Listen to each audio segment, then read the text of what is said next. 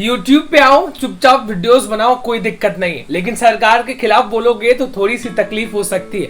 मैं YouTuber Karl rock की बात कर रहा हूं, जहां पर फिलहाल उनको बैन कर दिया गया है। इनके बारे में आप काफी ज्यादा सुन रहे होंगे कल से, तो मैंने भी काफी रिसर्च करी तो कुछ इन्फॉर्मेशन मुझे निकल के आई कि आखिर इंडियन गवर्नमेंट ने उनको ब्लैकलिस्ट क्यों किया। पूरी जानकारी मैं आगे आपको दूंगा। वहीं दूसरी तरफ बात करते हैं दुबई के बारे में, जहां पर दुबई में दुनिया का सबसे बड़ा पूल बनकर तैयार हो चुका है। पूल यानी कि स्विमिंग पूल जिसमें नहाते हैं, वर्ल्ड रिकॉर्ड क्रिएट किया है। पूरी वीडियो में आगे आपको दिखाऊंगा और भी कई सारे इंटरेस्टिंग न्यूज अपडेट्स के बारे में बात करेंगे। लेकिन उसके पहले आप सभी को मेरा नमस्कार। मेरा नाम है देवेश सिंह, समाचार 2.0 में आप सभी का स्वागत है।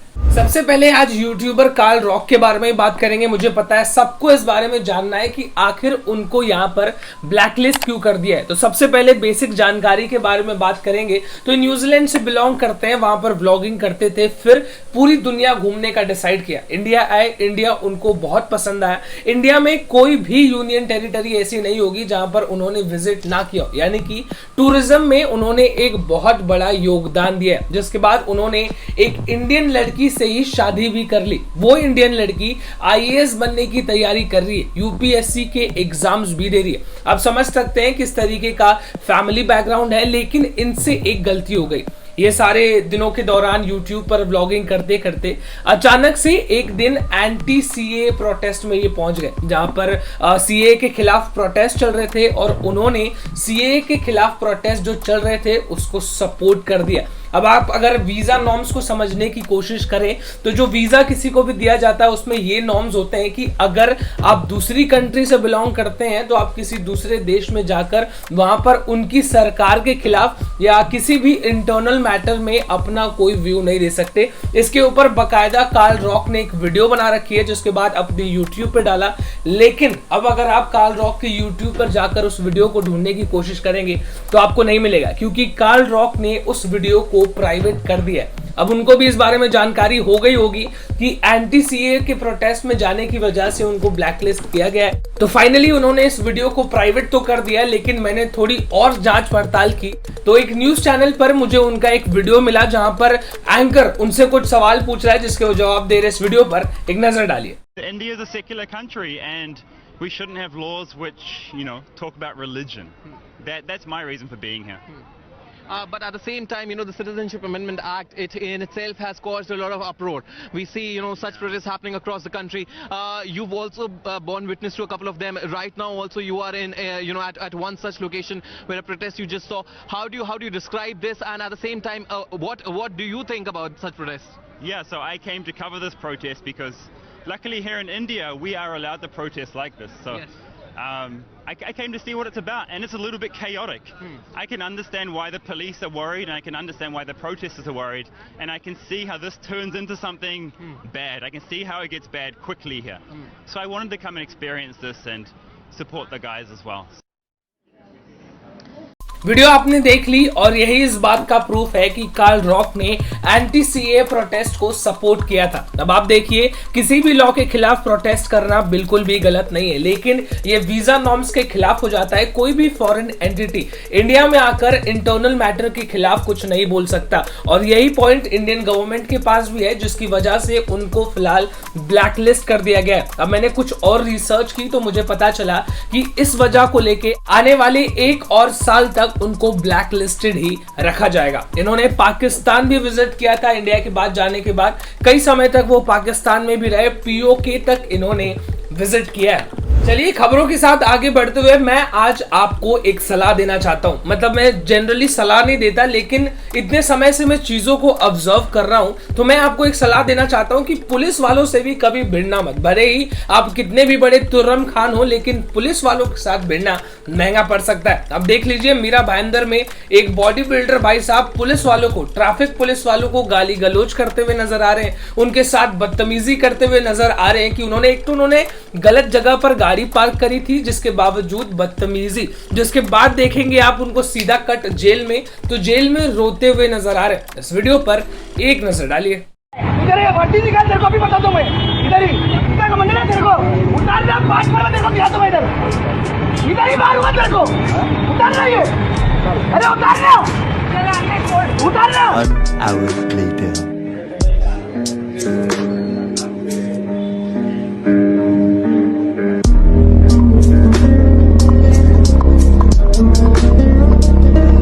अगली न्यूज नई दिल्ली से, जहां पर एक पिता अपनी 17 साल की बेटी को एक 20 साल के लड़के के साथ अपने घर में पकड़ लेता है। उसका आपा खो जाता है तो वो उस लड़के को बांधकर उसको मारना पीटना शुरू करता है बेल्टों से, यहां तक कि सीजर्स का भी इस्तेमाल, चाकुओं का इस्तेमाल किया जाता है उसको मारने के लिए। तब तक मारता है जब तक उसकी जान नहीं चली जाती। एक बार उसको पता चलता है कि इसकी जान जा चुकी है, तब वो कहीं जाके पैनिक करता है, अपने दोस्त को फोन करके बुलाता है और उसके साथ उस लड़के की बॉडी को बाइक पर ले जाकर घर से कुछ लगभग बस 1 किलोमीटर दूर एक जिम है, उस जिम के सामने उसकी बॉडी को फेंक देते हैं। पुलिस वालों ने इन्वेस्टिगेशन करी। फिलहाल जो मेन अक्यूज्ड है यानी कि उस लड़की का जो पिता है उसको पुलिस ने अरेस्ट कर लिया है, लेकिन जो दोस्त जिसने मदद की उसकी बॉडी को फेंकने में, पुलिस अब भी उसकी तलाश कर रही है। आप अपनी जिंदगी में कभी किसी मिनिस्टर से मिले? मैं भी नहीं मिला हूं, लेकिन लोग ऐसा कहते हैं कि मिनिस्टर्स बहुत घमंडी होते हैं, यानी कि जो लोग बड़े पोजीशन पर चले जाते हैं उनके अंदर घमंड बहुत आ जाता है, उनको अपनी पोजीशन का बहुत वो रौब दिखाते हैं। लेकिन जो नए आईटी और रेलवे मिनिस्टर हैं उनके बारे में कुछ बात करेंगे।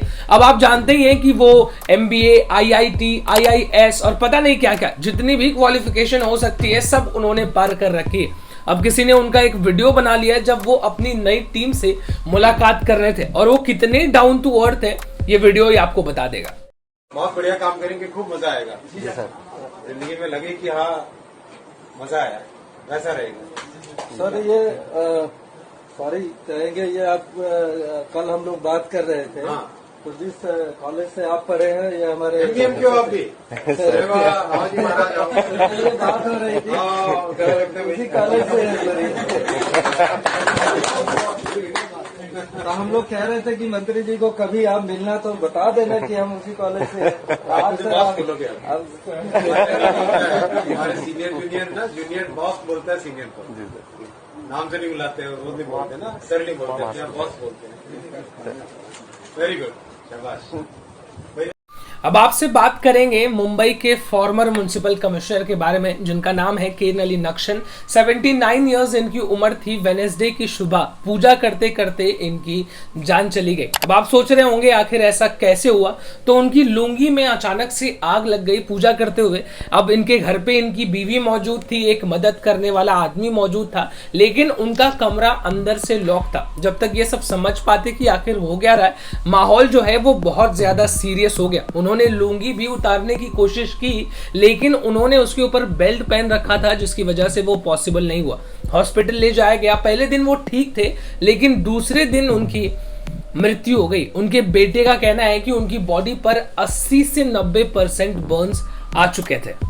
न्यूज अपडेट्स में आगे बढ़ते हुए मैं एक वायरल वीडियो के बारे में आपसे बात करूंगा, लेकिन उसके पहले कुछ मेरी पर्सनल टिप्पणियां जो मैं करना चाहता हूं।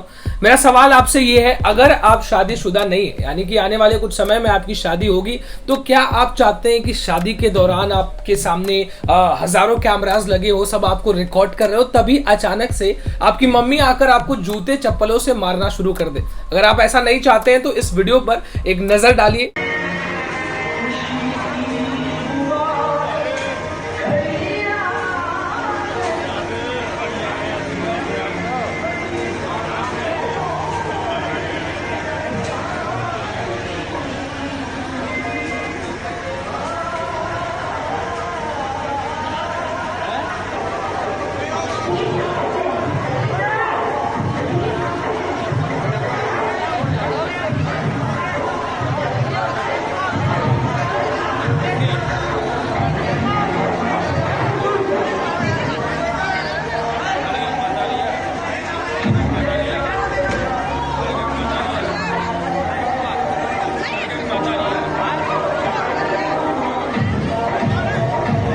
अब वीडियो आपने देख ली, लेकिन एक चीज में मैं आज अनसक्सेसफुल रह गया। इस वायरल वीडियो के बारे में आखिर इसकी वजह क्या थी वो मैं पता नहीं कर पाया, लेकिन आपके लिए सबक जरूर लेके आया हूं। अब आप अगर अपनी शादी में कभी भी देखें कि आपकी मम्मी के हाथों में जूता चप्पल है, तो बस आप वहां से निकल लीजिए, इसके पहले कि आपकी फुटेज बन जाए, सोशल मीडिया पर वायरल हो जाए कि शादी के दौरान आप ही की मम्मी ने आपको कूटा है। उससे आपको बचना है तो आप मम्मी के हाथ में जूता चप्पल देखते रास्ता खाली कर दें।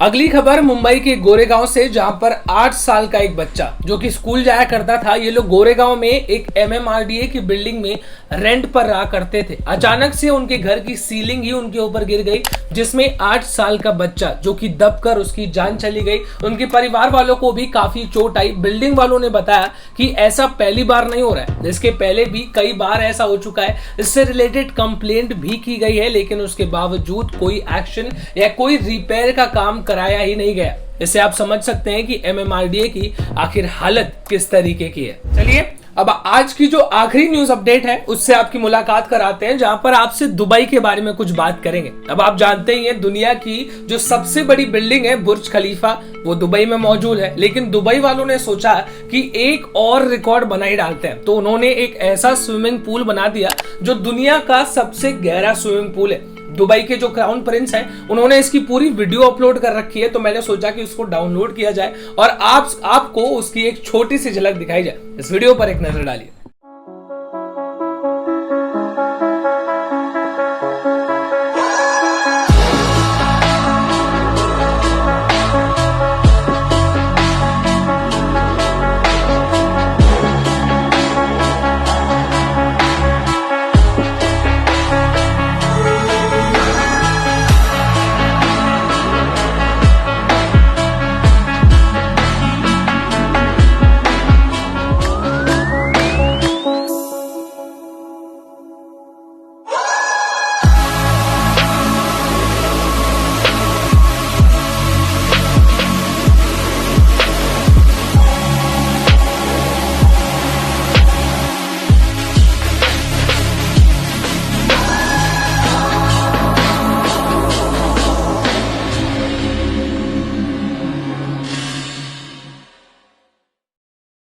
मन कर रहा है इसमें डुबकी लगाने का। दुबई जाइए, टिकट खरीदिए और डूब जाइए। इसी के साथ आज की न्यूज अपडेट में बस इतना ही। कल आपसे फिर से मुलाकात करेंगे, तब तक आपके लिए एक छोटा सा काम है। वो काम ये है कि फटाक से सब्सक्राइब कर दीजिए ताकि जल्दी जल्दी वीडियोस आया करें। कल आपसे मुलाकात करेंगे। This is me Devesh Singh signing off. जय हिंद।